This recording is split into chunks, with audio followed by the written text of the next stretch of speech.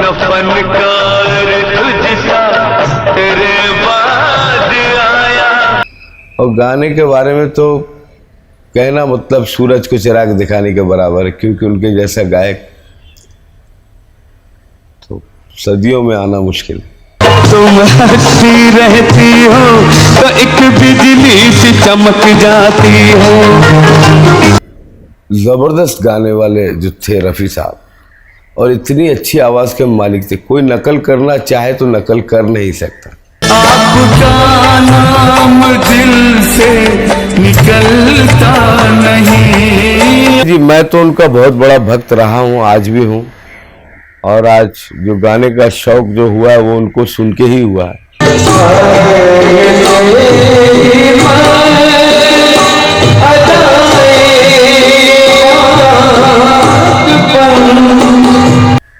बचपन से उनके गाने गाए हैं, तो कहीं ना कहीं तो उनकी छाया है हमारे साथ।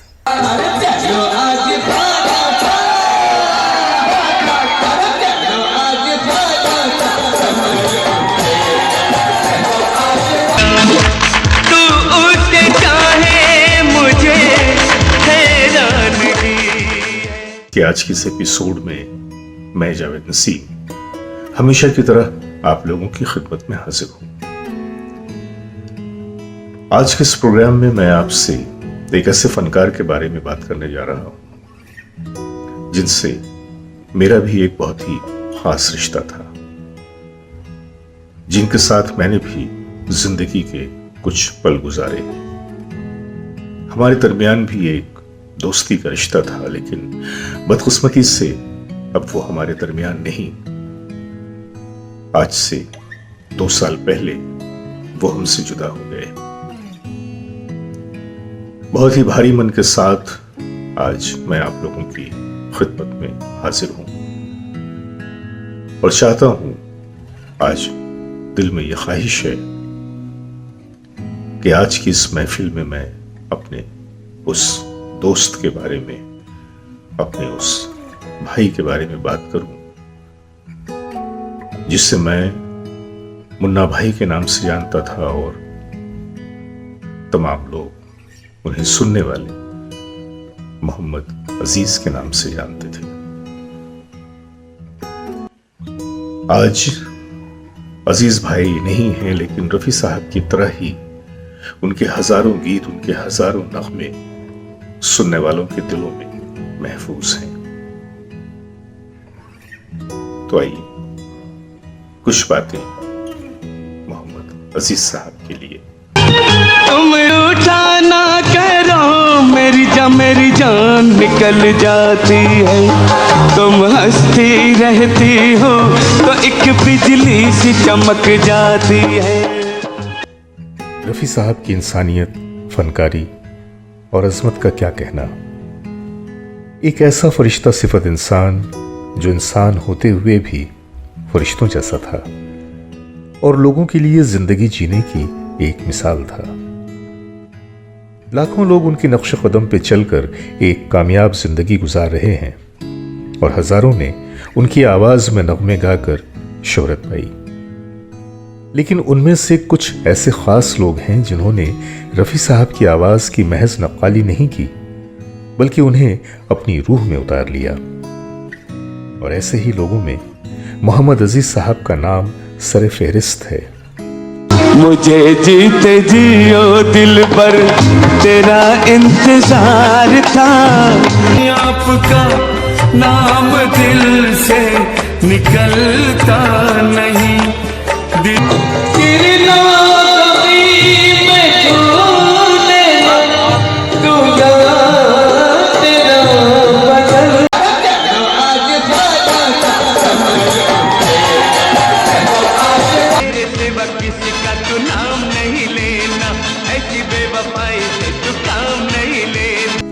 बचपन से ही रफ़ी साहब की आवाज़ से मुतासिर रहने वाले मोहम्मद अजीज़, जिनका ताल्लुक़ कलकत्ते के एक सूफ़ी घराने से है और जिनका असल नाम सैयद मोहम्मद अजीज़ुन नबी है, मुन्ना के नाम से ही जाने पहचाने जाते रहे।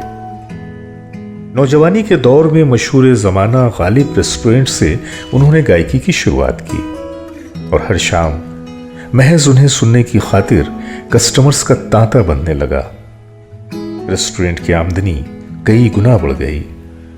लोग जब उनकी तारीफ करते तो वो बड़ी सादगी से कहते कि मैं अपने काम को इबादत समझता हूँ और मैं अपनी इबादत कर रहा हूँ और जो मिल रहा है वो मेरे रब की इनायत है।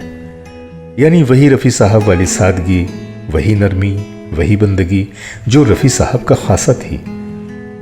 गोया मोहम्मद अजीज साहब ने सिर्फ रफ़ी साहब की आवाज़ ही नहीं बल्कि उनके किरदार तक को अपनी शख्सियत का हिस्सा बना लिया था।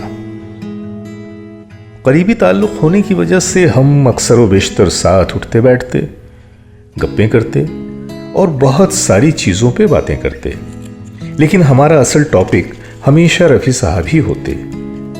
अजीज़ भाई रफ़ी साहब को बॉस कहा करते थे। उनका कहना था अगर कोई सिंगर रफ़ी साहब का 5% भी पाले तो वो दुनिया का अजीम फनकार होगा। हम जैसे गुलकार रफ़ी साहब की जूतियों की धूल भी नहीं। ये तो खुदाए पाक की मेहरबानी है कि रफ़ी साहब के गीतों को 1% ही सही अदा कर लेता हूं। 1985 की बात है कि जब मेरी मुलाकात मोहतरमा बेगम बिल्किस रफ़ी साहबा से हुई तो मैंने गुफ्तगू के दौरान उनसे पूछ लिया कि यूं तो रफ़ी साहब की आवाज़ में गाने वाले कई फनकार हैं, लेकिन उनमें आपकी नज़र में कौन गुलकार है जो रफ़ी साहब के नगमों को जिंदगी देता है? तो उन्होंने कहा बेटे तुम्हारे ही शहर का एक लड़का है मुन्ना, मुझे उसकी आवाज़ पसंद है, उसकी आवाज़ में एक कशिश है। जब मैंने अजीज़ भाई को एक मौका पर यह बात बताई तो उनकी आंखों में शिद्दत जज्बात से आंसू आ गए। कहने लगे जावेद भाई आज मुझे आपकी ज़बानी मेरे करियर का सबसे बड़ा अवार्ड मिल गया। रफ़ी साहब की ही पैरवी करने वाले अजीज़ साहब नुमाइशी दुनिया की तमाम तरह की आलाइशों से कोसों दूर थे। किसी भी तरह का कोई नशा नहीं करते थे और हाँ मज़े की बात यह कि रफ़ी साहब ही की तरह शौकिया पान खा लिया करते थे। लोगों की खुफिया मदद करना उनकी फितरत का हिस्सा था। घर पे जिस सादगी से रहते कि देखने वाले हैरान हो जाते। एक सूती कुर्ता, उससे मैच करती हुई लुंगी उनका घरेलू लिबास था। गुरूर करने वालों से उन्हें अज हद ज़्यादा नफरत थी। मैंने उनसे एक बार पूछ लिया कि भाई आपको अल्लाह ने जो मकाम बख्शा उस पर आपको गुरूर नहीं होता? बोले हमारे बॉस ने कभी गुरूर किया? जो कुछ मुझे मिला मेरे मुकाबलतन बॉस को 1000 गुना ज्यादा मिला। जब उन्होंने कभी किसी बात पे गुरूर नहीं किया तो क्या मैं गुरूर करके अपनी कमजोरी का इजहार करूं? एक बार हम लोग उनके ही मकान में शाम के वक्त बैठे भुने कबाब और पूरियां चटाई पे बैठकर खा रहे थे कि उसी दौरान उनके कुछ क्लाइंट आ गए। उन्होंने बड़ी सादगी के साथ उन लोगों को भी वहीं बुला लिया। उन्हें इस तरह देखकर आने वालों की निगाहों में बड़ी हैरत तैर गई। उनकी हैरत को महसूस करते हुए उन्होंने कहा कि भाई आप लोग इतने हैरतज़दा क्यों हैं? मैं मोहम्मद अजीज स्टेज पर हूं, घर पे तो मैं एक सादा सा आम इंसान हूं। तो उनमें से एक आदमी ने कहा कि लेकिन सर आप इतने बड़े फनकार होकर जमीन पे बैठे हैं। तो हंस पड़े, बोले अरे यार जब मेरे बॉस जमीन पे बैठकर भी खुश होते थे तो क्या मैं उनसे भी बड़ा हूं? और जमीन पे बैठने से रफ़ी साहब की अजमत कम हो गई या मैं मोहम्मद अजीज नहीं रहा? I love you God. Allah पाक आपसे जितना प्यार करें कम है। आप तो अपने बंदों से 70 माओं से भी ज़्यादा प्यार करते हैं। आपके सामने तो हम लोग जर्रा के बराबर भी नहीं हैं, लेकिन मोहब्बत तो हम भी कर सकते हैं बॉस। प्यार तो आपको हम करते हैं, इसमें कोई शक नहीं है। आपको पता है, आपको बताने की ज़रूरत नहीं है। आपसे हम लोग बहुत मोहब्बत करते हैं। मैं तो बहुत मोहब्बत करता हूँ। आपकी दी हुई, आपकी भेजी हुई आपकी पैदा की हुई हर चीज़ के बारे में सोचता हूँ कि अल्लाह ने ये नाक, कान, आँख, हाथ, पैर, दिल, दिमाग इतना कुछ दिया है, सोचने के लिए सलाहियत दी है, दिमाग दिया है और दिल में जज्बात दिए हैं, मोहब्बत दिल में दिए हैं, मोहब्बत दिल में दिया है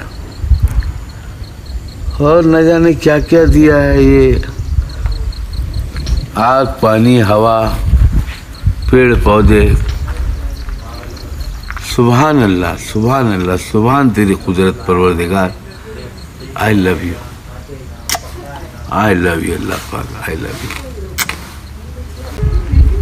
सुकून और चैन उसी को देता है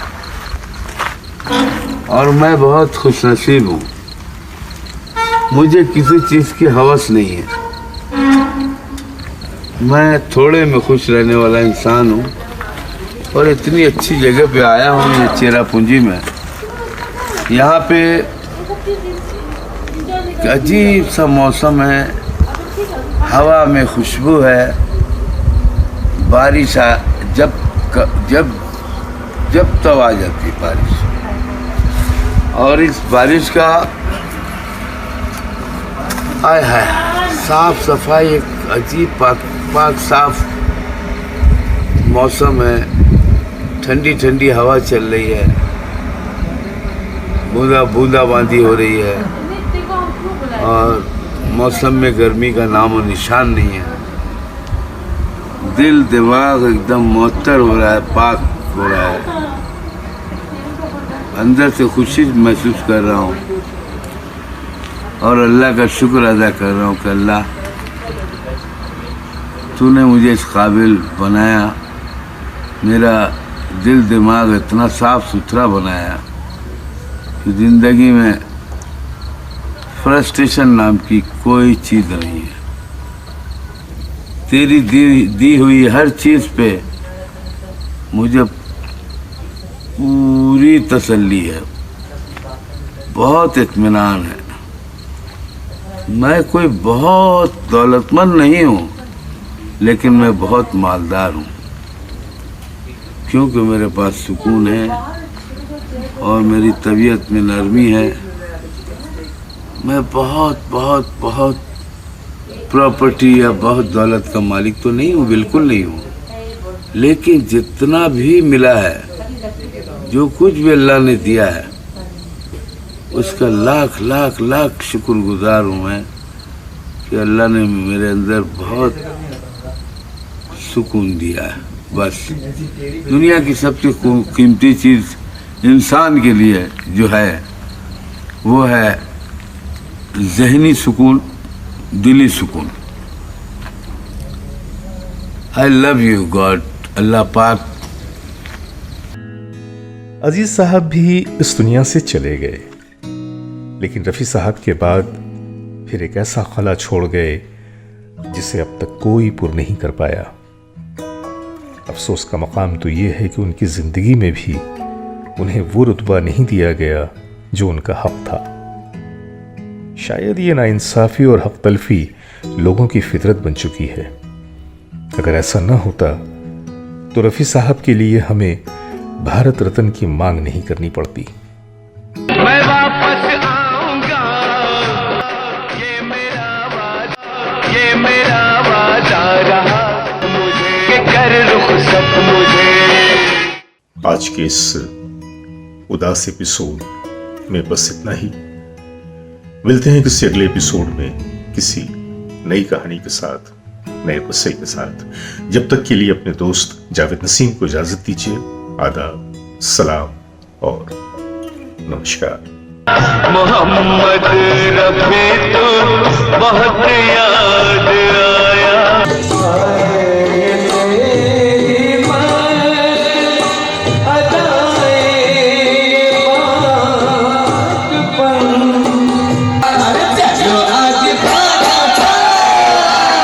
आपका नाम दिल से निकलता नहीं, तुम्हारे हंसती रहती हो तो एक बिजली सी चमक जाती है।